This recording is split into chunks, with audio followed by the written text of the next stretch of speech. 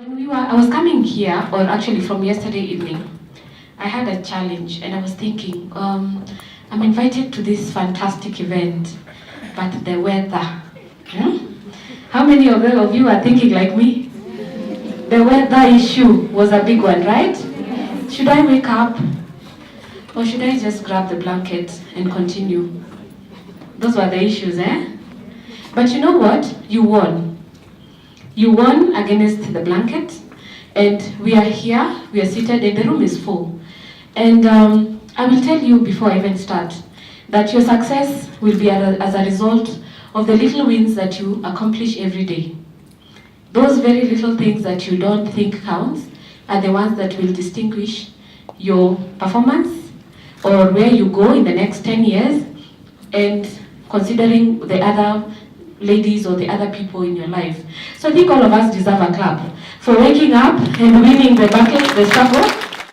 This year's theme is technology, leadership, impact.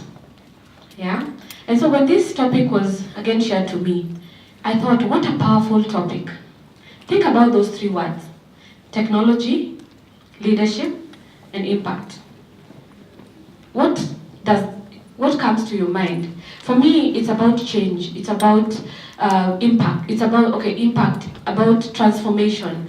Not only at a local level, but really at a global level, if you may think. Because when you talk about technology and the power of technology to equalize, to open up opportunities and to inspire growth, the chances of where you can go are literally limitless. And then when you talk about leadership, what is leadership? What is leadership?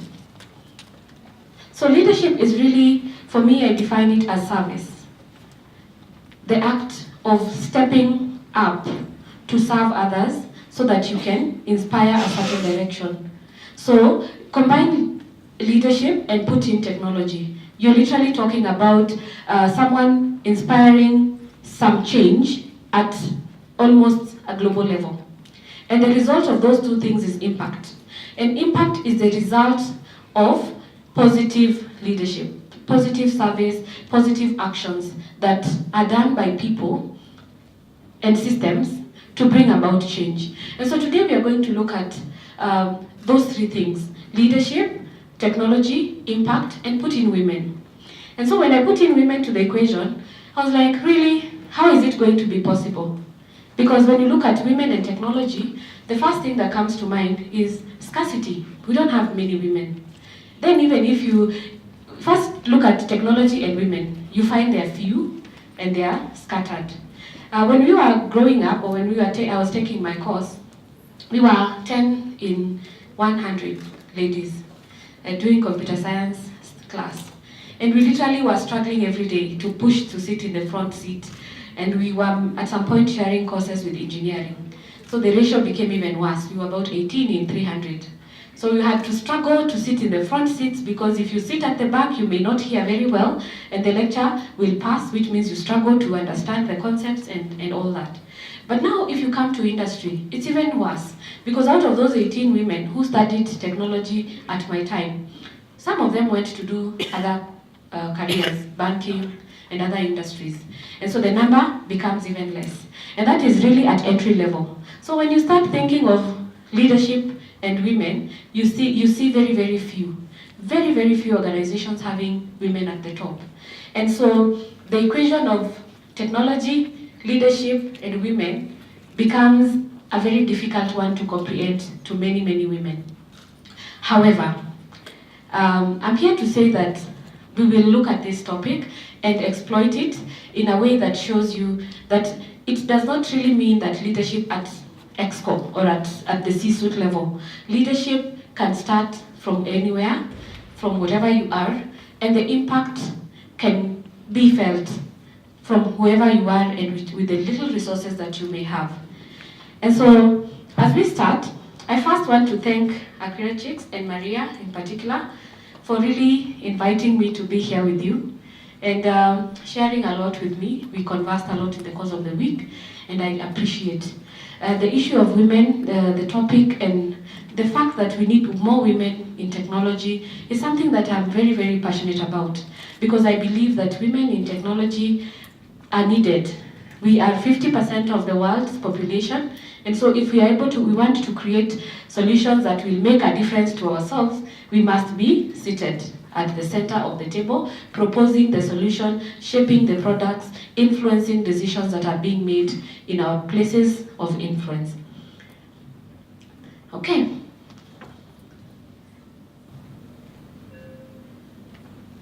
Okay, so I'll start with a story. And this story is a story of a girl. I like to call it a girl with a mission. So there's this girl who I knew. And she grew up in Nairobi, in one of the normal estates. They did not have very many resources. And so went to a normal public school. The place where she grew up was really full of many challenges. The parents were not very well resourced. And so they had to struggle between the normal struggles of putting bread and butter at the table every night. But there's one thing that this girl had. She had a dad who really encouraged her that study hard, work hard, this education will open the doors for you. And so this girl really strived to do what she could do, and that was work very hard and study. And at the end of her first class 8, she did very well. She was among the best students in Nairobi, and she was called to a good school. And her opportunities opened up, they expanded.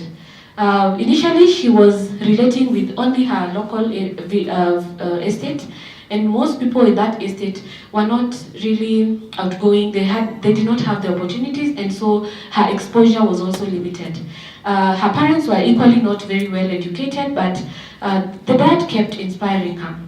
And so by the time she was going to high school, there was this transition to computing in Kenya. It was around the millennium, 2000, 1999, around there. And so the dad told her, when you go to high school, please make sure you find out what is happening in the computers. Just discover what computers are all about, get to know what you can do with it. And so the girl went to the school, and that is what she did. She wanted to find out, what is these computers, how do they work, and because that's the advice she received. And she actually realized that it was actually fun, it was cool. She could communicate to someone over a wire. And at some point, it became like a game that of discovery, of trying out things, and her heart was hooked to this thing called computer and computing. She did the exam in the high school, the Form 4, it was actually, I think, the first ever computer studies were done at national examination level. And so at 18-year-old, this girl was out. She had programming skills. She had done a project by NEC, and she was very savvy in computing. Again, at the background where the parents were not very able, she decided to look for a casual job to keep herself busy as she waited for the 2 years to go to the university. So she got a manual job at an EPZ company in Nairobi. I think we are very close to it. And her job was really to do manual entry of the production outputs. And in the course of her work, she was wondering, why are we writing on paper, yet we can do this thing with computers and do it differently. And so she decided to sneak into one of the offices and ask for some time to be translating her work into computing, because she actually had the experience. So every lunchtime she used to go and borrow a computer, first to keep in touch with her friends, because there was a Yahoo email, that was the most popular, but second, to key in her report and produce a soft copy, which she printed and handed out. In 4 months' time, the boss realized that this was a resource. So she was moved from taking the manual entries to analyzing reports, or really focusing on computing. And in the next 2 months that followed, at 18-year-old, she was appointed to lead the production line, which had 4,000 staff, all casuals, that were managing the outputs. It was a totally different environment for this young girl, because she was like, oh my goodness, suddenly I'm in charge of giving out leave, and not only that, I'm invited to management meetings to give out to share insights of the outputs, to explain why numbers were not as expected. And so she started growing into that level. And so her curiosity and her interest in computing was actually getting more and more ingrained, because she realized this thing is actually true. The fact that I'm equipped with computer skills has literally enabled me to move from the line to the office, and now to helping change or influence the decisions in the management meeting. And so she worked in that office and learned how to do forecasts. Now she was doing orders and quantities and relating with the international company in London. Of course, after 2 years, she had to leave the job to go to university to study. But you can be sure she had two options when she was leaving the high school. The first option was to do medicine, and the second one was to do computing. And she went and did computer science. And while in high school, while at the university, she decided to pursue excellence and to really focus on her goal. And she finished with a first class. Immediately after that, she was gracious enough to get a job at one of the leading telecommunications company. And that lady is actually myself. So I want to build up the story from there, because it is a story of every one of us, that it doesn't matter where you start. You actually walk a journey that is very unique to yourself. And that journey needs you to be very focused on where you want to go, and you have to carry on from very, very low. You may not start at the top. You probably will start as a clerk doing manual entry work, still having your competent skills and knowledge that you've acquired, but you start somewhere very, very low. So do not despise humble beginnings. Go there and impact. Make the best of the resources you have and the skills you have to create value for the organizations you're working with or the people that you're given to serve with. And so immediately after university, one of my biggest challenge was, like any other youth, and I think many of us here, to find a job. I was out of university, having done very well with very good papers, and knowing where I want to go, but not sure how to get there. And so I teamed up with my friends, and we took advantage of the technology that was very popular then, Google Groups. So we sat down and said, how shall we get jobs? And we were like, there's this thing called Google Groups, it just started. Can we form a group and call it League of Young Professionals, and then ask people to post jobs there? And then we post, and then we invite our friends. Then everyone will get a job and we'll be all happy. And so in 2007, actually as it was ending, we started the group called the League of Young Professionals. And the objective was really simple. Post the opportunities you see, apply for the ones that make sense to you, let everybody else benefit from the others. In 4 months, the group had 2,000 members who were actively posting things and interacting. And of course, we had very strong personalities coming out. We ended up, after another 2 months, we had about 6,000 or so.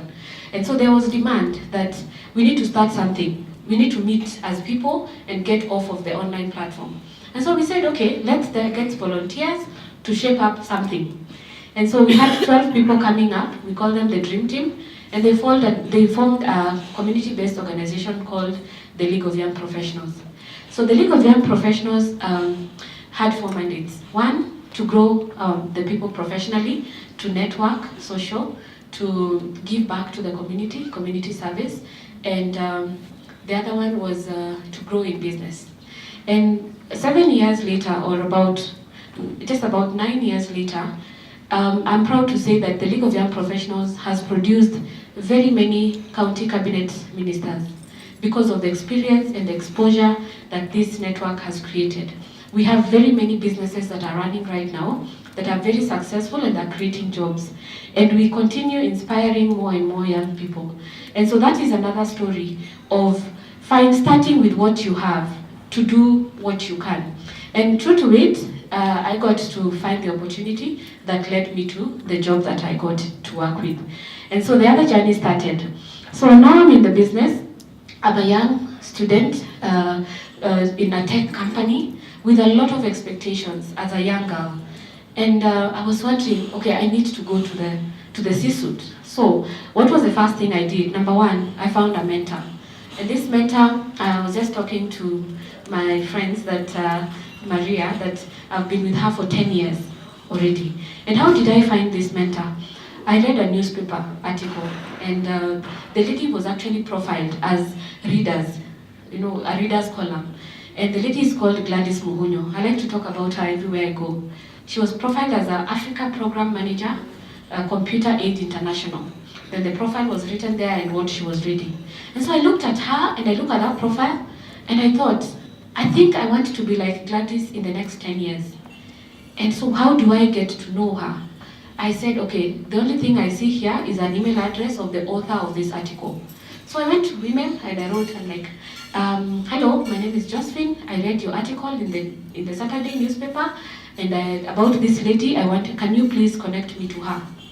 And by good luck, the author actually responded and said, oh, okay, good. I will write an email to the lady. If she is open to meet you, you can connect. And he actually did it, and Gladys said we could meet. So here I am. Her office was in the International House in the CBD. So here I am. I have secured an appointment with a lady who I think should be my mentor. And I had to walk across town and find my space, my way to her office. So I met her. Of course, butterflies in my stomach, and I told her, you know what? I read your article and I was very inspired.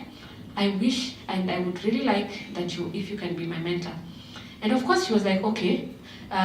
So we had an engagement, and she told me, let's see where this goes. We will have quarterly meetings. Then we share our objectives and track each other. And so that is how I found my first mentor. And up to today, we are still very good friends.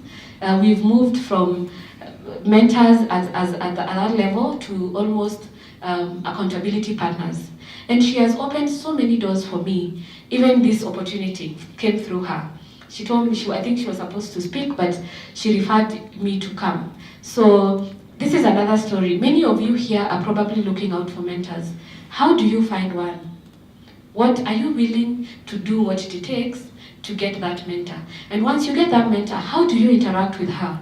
Because she could have dismissed me maybe after the first 2 sessions, but there's a reason why she thought there's value to going on with that mentorship. And as I was working, one of the objectives was I want to give back. I want to give back to the society. And so I was as a young, in my first year, one of the things that happened is that there was an opportunity to volunteer through the company. And this opportunity was called the World of Difference. And so I thought, oh, this is my perfect opportunity to volunteer.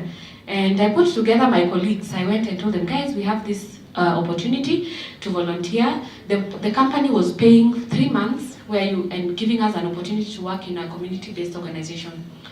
And so I put 3 of my colleagues who we were in the same university together. We developed a program, a concept to go and mentor an organization called Moving the Goalposts. But I would say this was something that really was for me, because I said, I have come this far, I need to give back to the community. And by so doing, I wanted to mentor girls. And Moving the Goalposts is an organization that uses football to inspire girls to achieve their potential in Kilifi. And so the guys, I was a team leader, I mobilized, we wrote the application, and we posted, and we forwarded it to Safaricom Foundation. And true to it, we won.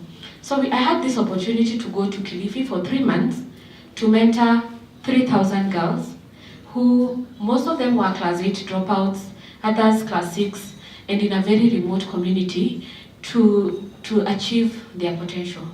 And for me, that was important because of 2 things. One, it actually dawned on me that I was privileged. That in as much as I thought I was not, there is someone else whose story was very, very difficult. One of my most memorable experiences was going 15 kilometers on foot, one way, to go to a girl's home who used to play football and who unfortunately had gotten pregnant and lost her baby. And so she couldn't come to play football. So we had gone to visit her. So we went 15 kilometers one way and 15 kilometers the other way. And I remember, I thought of myself, This girl has been doing this 3 times a week, walking 15 kilometers and then coming to play football 90 minutes and then going back. It actually just told me that, look here, Josephine, you have been given, you've been very privileged, and you cannot say that you have nothing. And so for me, I want you to encourage you, is there that opportunity you can take up? To go out there and figure out what other people do with their lives, because it will probably open or give you very different insights about yourself, and even how you think about life and your potential. And so we strived to do a very good job while at Kilifi, and true to it, our project was recognized by Vodafone Global as one of the best impact projects through the World of Difference. So we got profiled globally, and we really had impact, which was good. And so coming back, the business, Safaricom, was looking for a trustee. A trustee is a board member in Safaricom, and they wanted someone with a technology background. But in technology at that point, most people were not concerned about community. They were busy working on engineering and all that. And so someone said, but there's a girl, she's very young, but she has done 1 and 2 and 3 things. And so I got a call from the foundation manager, Josephine, we are looking for a trustee, and I was given your number, would you be interested?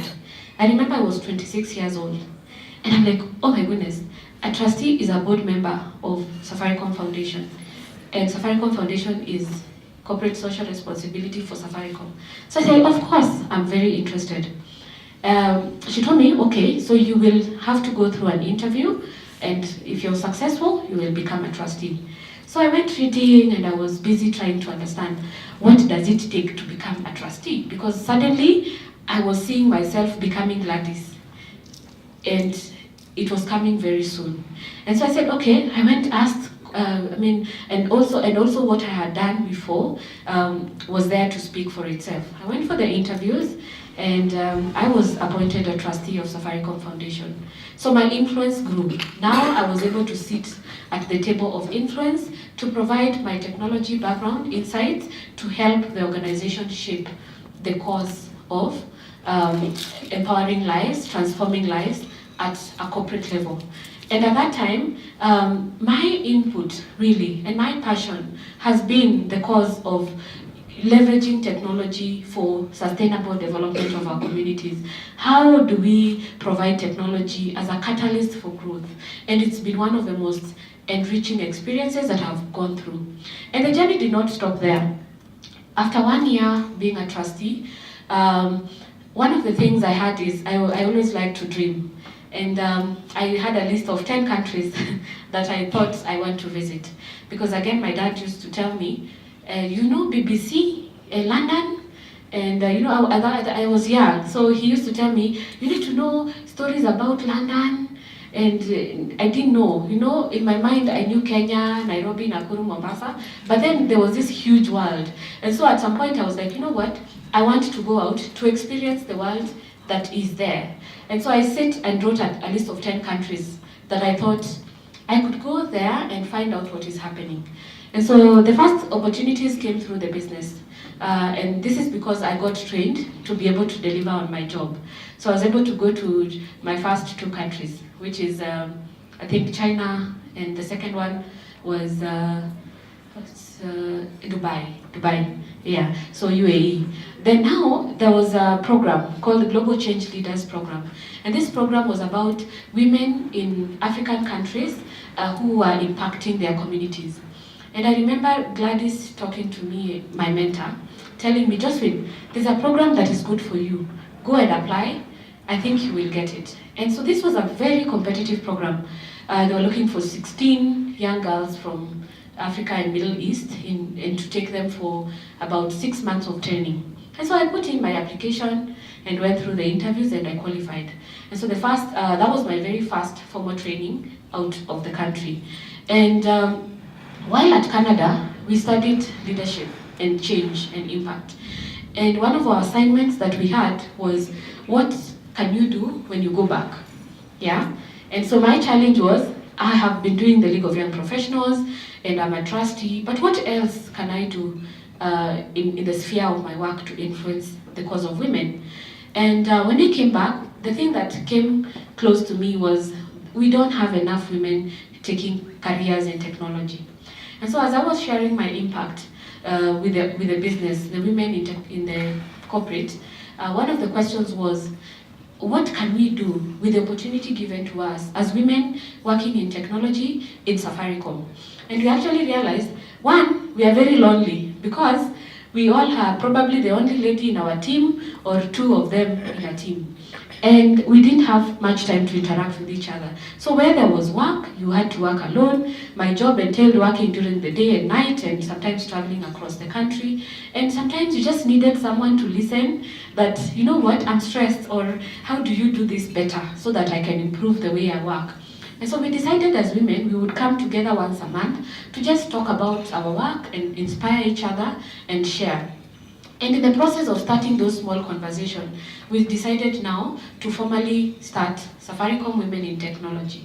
And in 2012, Women in Technology was born. And at this point, I think I would want to know how many have benefited from Safaricom Women in Technology or participated in any program? Like, raise up your hand. Yes. So you can see that impact. Over 5 years, Women in Technology has reached out to more than 10,000 women in the country, from the classroom to the boardroom. And the program has taken a life of its own. The support we've had from our CEO and the business is phenomenal. The number of women that are coming in to do internship is great. Every quarter we have at least 35 women from technology industry coming in to take up formal internships with mentorship. And then they leave their business to go out and pursue their careers. And that story of women in technology has really grown to become something that has created ambassadors of advocating for women in technology globally. And the journey continues. In 2013, again, one of my dreams was to go to the US, and I thought, if I'm in technology, the heart of innovations and technology is actually the Silicon Valley. So I was thinking, at one point I want to go and find out, how do these people work? What makes them so innovative? And in 2013, January, I remember I saw Tech Women invitation for applications. And then I'm like, this is what I've been looking for. So again, I put in my application for that. Very competitive, went through the interviews, and I was picked as one of 5 women in Kenya for the very first Tech Women program. So I had the opportunity to go to the Silicon Valley. And remember, for me, I wanted to find out what makes Silicon Valley what it is, and how can I bring that to my country in a way that will help us grow. And so I participated in the program together with my 5 colleagues, and we grew a lot. And one of the programs that I came across was Technovation Challenge. How many know Technovation Challenge? Technovation? Good. And so Technovation Challenge was born immediately after I left the Tech Women program. I met the global ambassador, and she actually called me out. She's like, Josephine, I want to talk to you. Interestingly, the global ambassador is a Kenyan. She's Kenyan American. And so she said, there's this program we just started 2 years ago. It's a fantastic program for inspiring women in tech, especially in mobile app development. I want you to go back to Kenya and start it. And so I'm seated there, I'm thinking, okay, so how do we start this program? And of course, Women in Technology was the backbone. So I wrote to my colleagues and I told them there's this fantastic program, we must roll it out. And so in 2014, we started our first program, Technovation Challenge. We didn't do very well because we were learning, and it was a 3 months, very intense program. But in 2015, we managed to go to the regional level. 2016, we went up to the global level, and the girls became second. And in 2015, in 2016 again, one of our coaches had gone to Kisumu to start a regional Technovation Challenge, which sponsored a team to the global, and they were also one of the 6 finalists. So this is about opportunities. And what I look at out of this, the program, is that in the very least, we have taken 15 women from Kenya to the US. that is exposure for them. And we have sparked interest, we have sparked inspiration, because these two teams of the girls that have gone out to present their global challenge are coming from high schools. The 2016-17 one is actually a team in Kisumu. And those girls have become role models to the other girls. And I can tell you, they know that they want to do science and technology courses. And the journey again continues. And so this is really a story of how you can use how you can carry out yourself in a way that inspires change, in a way that you lead, even if you're not at the corporate level, in a way that you bring out yourself in the best to serve the rest and to inspire women. And so as I go back to our topic of technology, women and leadership, just a minute. Can women in technology have impact in leadership? Is it possible? And I think from the story, the answer would be yes. It is very possible that us as women in technology, we can have impact. And not only have impact at a small level, have impact at a very, very big level. But we need to get a seat at the table. Whichever table you have, whether it's a table in your house, whether it's a table of opportunity in the office, or whether it's a table of opportunity in your startup, you need to have a seat at the table, because that's the only way you influence. Yeah? And the change we want to see, the impact we want to see, can only come when we decide to influence. So this week, we had one of the best piece of news I like. So amidst all those politics and runoffs and all those, we had a news, and this news was about the very first CEO of KenGen. She is called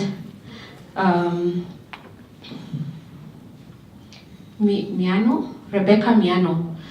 So KenGen, effectively 1st November 2017, have appointed their very first ever woman CEO. And KenGen is really a technology company. It is one of the very technology companies and very engineering companies. And so to have a woman sitting at the table, at the top leadership, it really speaks to the level at which women have grown in the technology sector. So you don't have any excuse. You cannot sit there and say, women in technology don't grow, women do not get to become leaders. Women are getting to become leaders. So if you decide that you will not get there, it's your own choice. Women are showing that it is very possible. The other thing is, when women lead, things happen. So the first thing I also noticed is that this year, KenGen have started a women in tech mentorship initiative. It's called Pink Energy. And at some point I was like, okay, is it because now we are seeing women sitting at places where they can influence that we are having this program? And I can tell you for sure, the impact of that program is going to be great. It's going to be very big, and it's going to influence the next women engineers who are going to be very big. So I want to tell you, when you get that opportunity, what do you do with it? Think about the impact you can. What programs can you come up with? What policies can you put in place? Are you able to be the one influencing the third rule in your organization when you get there?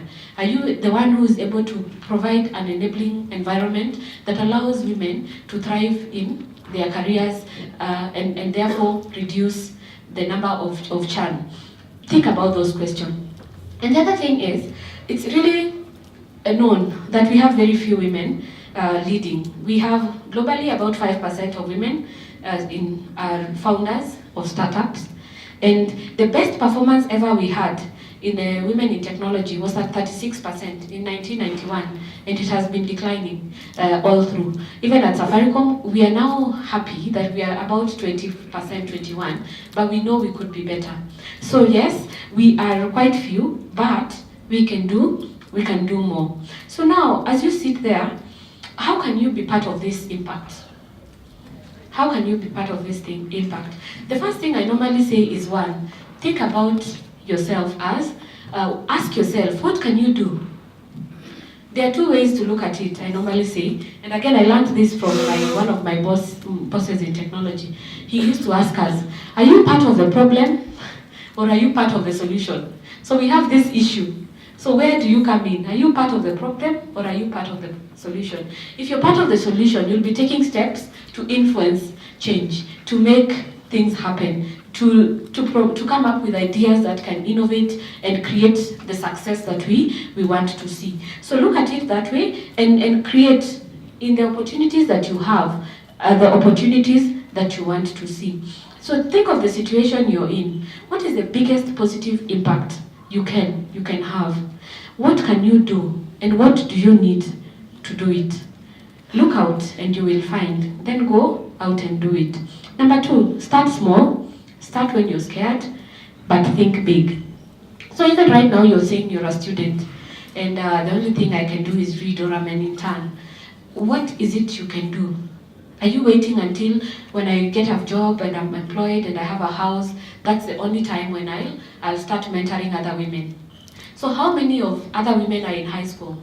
Then you could just reach out to them and help them understand that mathematics can be done. Are you doing it? Yeah? So start small. Start with one girl. Soon those girls will be 3, 5, 7, and it will become a community that is so big that you look back and wonder how this happened. So I want to encourage each one of you. And I'll share a quote by Marianne Williamson. It says, "Our deepest fear is not that we are inadequate. Our deepest fear is that we are powerful beyond measure." And it also goes on and on, but one of the things that it says is that our playing small does not serve the world. Yeah? So you cannot say that I will only do, think big, because that is the only time that you will have sustainable impact. Yeah? So what's your horizon? Yeah? What are you thinking? Because as you think, then you become. Be a woman of impact, be bold, and set bold, audacious goals. Number 3, commit to personal excellence. How do you do the things you do right now? At school? At your internship? Are you saying that these guys refuse to pay me? They only give me money for school fees, for bus fare, and so every 5 o'clock, 4:55, I am out because I need to walk. How do you carry out the small assignments you're given? Yeah. Remember my story about taking manual entries and going to do computerized? What is that value that you're adding? Because it's only from that small, from that excellence that you will be spotted among many. So commit to become excellent. For you to become a person of influence and even command respect and authority, you must commit to personal excellence. You must also commit to advance yourself, and you must commit to your own career growth. Nobody is coming to give you that promotion. You have to seek out for it. You have to raise up your hand and offer yourself for service. So get out often, think about what you can do, work harder. It is said that women work 1.5 times harder than men. So do not expect to sit and wait for things to happen. Roll up your sleeves and get to work. There are no elevators to the top. We all must take the staircase. And remember, how I do anything is how I do everything. So when you're saying, this one, I'll just give them. So that is the brand you're creating about yourself. And what do you want to be known for? Number 4, share the glory, collaborate, and scale. And here I want to talk about how we do things. Great programs are built by collaborative teams. And many programs are killed before they mature because of power struggles. As a woman leader, be that woman that leads from the front. You will put in the effort. You will work hard to ensure the success. But once that happens, you must be willing to embrace others and shine together. Empower other women, grow together. When you start this program and you want to say, I am the only one who can speak about this in media. Yet, to make this program successful, you're working with 50 other women. How are you empowering them? How are you giving them opportunities to grow? Are you holding up everything to yourself because you want to be seen to be the one behind this good initiative? Many times we have killed many programs because of that. Be humble, but lead, yeah? And there's another quote that I like from Madeleine Albright. It says, there's a special place in hell for women who do not help other women. And men. I like to add and men. Yeah? So are you helping other people succeed? Or are you wondering, if I help you succeed, then what about me? You will succeed and I'll fail. It's something that is happening. And you will encounter this as you grow in your careers. Be that lady that is known to support other women. Opportunities, because you have succeeded, it doesn't mean I've failed. It means many of us are successful, and the sky is brighter with many stars at the top. Number 5, inspire the next. One of the things I've learned is that you need an accountability partner. And an accountability partner can come from a mentor and a mentee. So every time you have a mentor, make sure you're mentoring someone. Because then you do not have time to be mediocre. If you're sitting with someone to tell them how they can be great, you will not be mediocre yourself. Because they are looking at you. Yeah? So you need to always have someone you're working with. If you take one step ahead, look for the person behind you to grow them. Because that way you create a network of powerful women who are growing at different stages. And the success we want to see is faster achieved. So always seek out to inspire the next. Number 6, leverage on networks and resources. So the world is now a global village. It's a connected world. Yeah? And there are very many opportunities. You literally just have to Google. But how do you connect? How do you share with others? How do you find that other person who you need to work together to make your program scale? Remember my story about Technovation Challenge. You don't have to reinvent the wheel, you know? Sometimes you're thinking, I have to think, what is that program? Or what is this thing that I will do that is so unique and new that it will be me. But people have come up with very good programs. They just need partners to collaborate and do something great and big. So look out for those people. Look out for partners and even local. Who can you work with in schools? Now the government is rolling out the free primary school laptops. Yeah? What can we do in that space? Do teachers know how to teach using these laptops? We have all these children. Is there a game or a program that can allow these students to use these laptops to learn faster? And because they already have the laptops, they're in schools, you don't need to buy them. But if you thought of a program that you want to do everything for yourself, can you afford to cater for laptops for 800,000 students? No, you can't. But you can leverage on that resource to come up with a program that allows for transformation at a very big level. So find out for those connections, find out for those networks, and share. And also as you look out for them, be a source of resource. Be a resource person to others. If you come across a program that does not benefit you, don't hide it.